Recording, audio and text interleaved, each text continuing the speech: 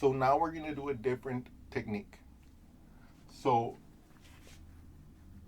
what I want you to see now is the following scenario. I want you to imagine. Let's say this is my y-axis, okay? And let's say this is my x-axis. And let's say that I have some, like, let's call this like some function, okay? Not this vertical part. But let's say that I have this shape, okay? And let's say this top of this shape is f of x. And it forms this shaded region R. Okay, let's call it like this. And let's say this is the x value A, and let's say this is the x value B. But let's say that in this particular case, we want to know what the volume is if I rotate this figure like this. You can tell that if I do that, I'm going to get something that looks like a bundt cake. Okay? Okay.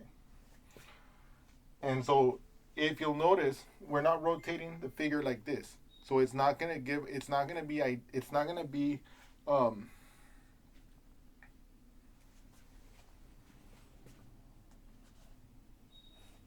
moment, please.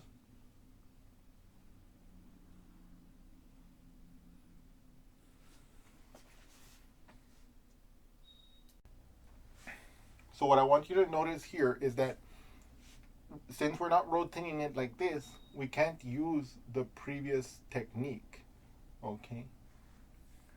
Now, it is true for any of you that are looking at this very perceptively, you guys might think to yourself, aha, well, from about here down, I've got an outer cylinder and an inner cylinder, and I can calculate the volumes of those pieces using the cylinder formulas from geometry. Right, remember that the volume of a cylinder, like this, with height h and let's say radius r, is given by,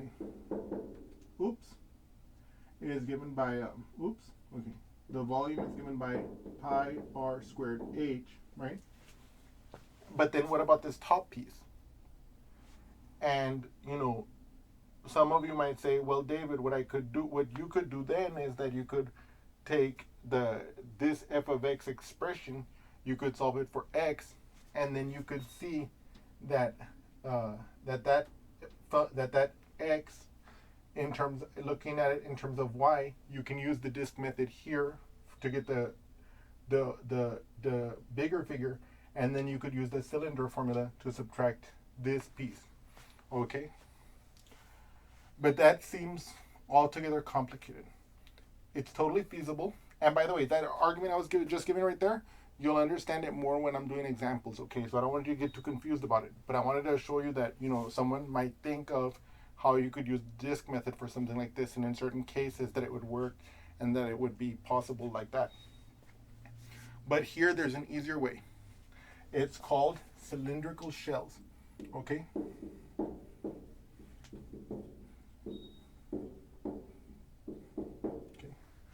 So one of the key facts I need to remind you of before we proceed with the cylindrical shells technique is the circumference of a circle. If I have a circle of radius r, okay, then its circumference c is equal to 2 pi r.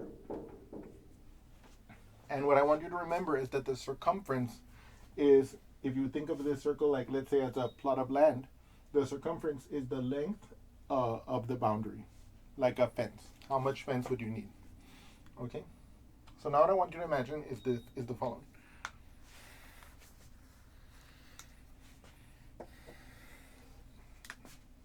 In this case, I'm going to rotate it about the y, okay?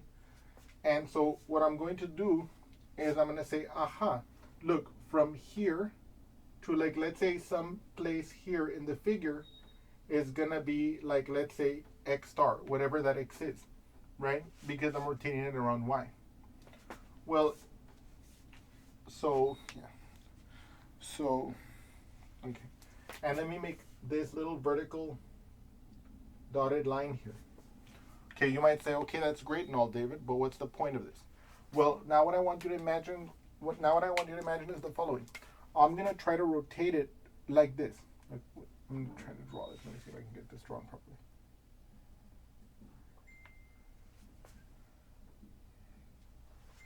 You see, if I rotate it, obviously, like I'm trying to draw it so it looks like this is the cross section, but it's hard for me to draw. So you can see that's going to be a circle. And if I look at this height, let's say this is x star. Let's say this is the particular value there. That's x star. Then what is this height? It's the function value there, f of x star. So what you can see is that I can imagine this sheet, okay? This sheet, okay, it has height f of x star, and its length is 2 pi r. Well, not r, in this case x star, because that's the interior radius, right? That's an area, okay?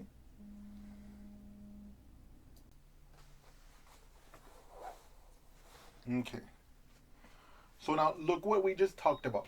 What we did was we noticed that, and by the way, let me also point out something else that I haven't made clear here. But you can see that because I'm making this like, let's think of it as a sheet, right? That is basically gonna exist inside of the three-dimensional image, right? Like, let's imagine it's gonna actually look something like, right? This is like the ghost of what's gonna be there, right? When I rotated the figure, right? But you can see that sheet is gonna be in there, right? That sheet is gonna be throughout this solid of revolution, right? That sheet with height f of x star for that particular x star, and with the length of the sheet, right, being the circumference, which is 2 pi, and in that case x star, right?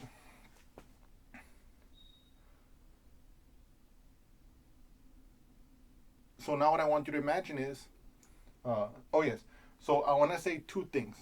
The first thing is the cylindrical shells technique that I'm explaining here works for figures, for volumes of revolution that are cylindrically symmetric. As you notice, because I'm rotating this figure like this, as I move along the x from A to B, this cutout is going to be radially the same height through the figure. Okay? But what I mean radially is that if I slice it right here along this slice, and I go x star toward me in that slice that I just sliced, x star toward me, it's going to be that f of x star in height. So it's cylindrically symmetric. Okay? That's point number one. Point number two. What did we say before?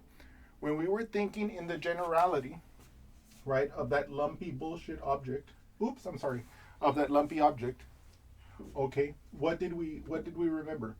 We said that, like, let's say that's A, that's B, we slice it, right? And in that slice, it has some cross-sectional area, which we called A of X, right? And we said that that is just totally like distorted out of like, you can't even see that anymore. I'm sorry about that. Let's say that's like the cross section, right? And it has area AX. And I said that all of the volume techniques we're doing comprise some extension or variation on that idea, right? This is no different. In this case, as I integrate, what's going to end up happening is I'm going to imagine that I take a small I'm going to slice here, but with a slice of thickness dx. Okay? Let's say like this. Okay? So this would be dx.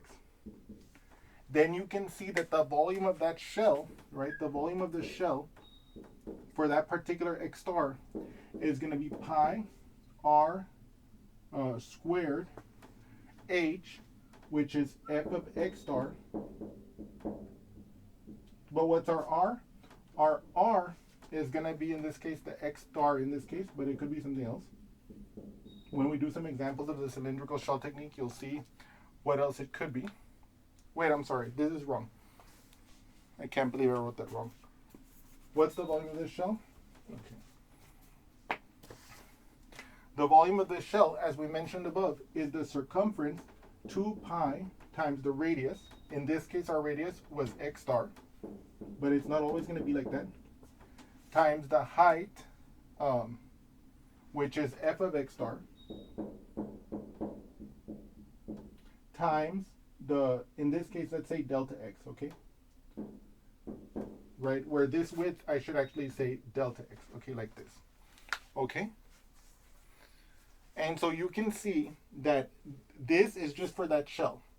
Now, if I slice up this A to B into n pieces, let's say, then I can take an x star in each of those n pieces. So the volume of the figure, right, will be approximately the sum of 2 pi, let's say x sub I, times the f of x sub I, times the delta x. Let's assume that the slices are uniform so that the delta x, the width, the thickness of the slice is the same. And as you let the thickness of the slices, and hence the number of slices, to go off to infinity, you end up with a Riemann sum. And that's going to give us our cylindrical shell's volume formula, which is going to be the integral from A to B of 2 pi. Now here I'm going to make it, I'm going to say something, I'm going to write something that I'm going to explain in a moment, of r of x, okay, times f of x times d of x, okay? Okay. Now, the r of x is going to be a function which for the x, which for any x gives us the radius of the sheet from the axis of rotation. In this case, because of the way I drew this figure, the r of x is just x, because we're rotating it about the x-axis around the, we're rotating it about the y-axis, and it's off to the right, okay? So in this case, the r of x was just x star. The f of x, we know that it's here because it's the height of the sheet. We know that the 2 pi is here because the 2 pi times the r of x gives us the length of that sheet, and hence the length times the height gives us the a of x, right? So let me recap that. This part here, in other words, if you think about it, is the a of x. Remember, I said that all the volume functions that we're doing are variations of integrating an a of x along some axis. And here, the a of x is the area of this sheet that is sliced into the thingy, and it's being integrated from A to B along the region that has that cylindrical symmetry. In any case, this is the cylindrical shells, the idea. And now let me show you a couple of examples so that you can see this done. And then it'll make it clear what's happening.